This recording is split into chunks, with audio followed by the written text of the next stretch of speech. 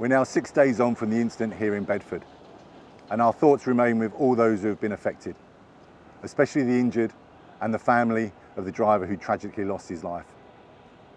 Since the incident, we've had to carry out a complex operation, removing damaged trains and rebuilding the railway. Before we were able to carry out lifting operations, we had to remove the overhead wires, we had to build a road to site, and we had to lay down concrete pad for the heavy crane to lift on before we even started those lifting operations. In the past 36 hours, we've installed a full track renewal. The next phase of that is installing the overhead line. We've completed one wire run, and we're currently in the process of installing the second one. And that's what you can see behind me.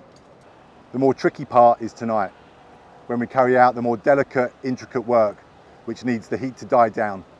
We're currently experiencing 35 degrees of heat, and that work can only be carried out when it gets cooler.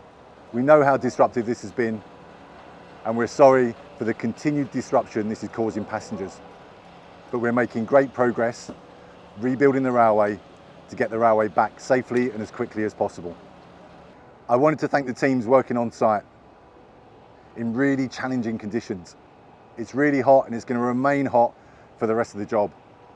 We've even installed water cannons, which you might be able to see behind me, cooling our teams down.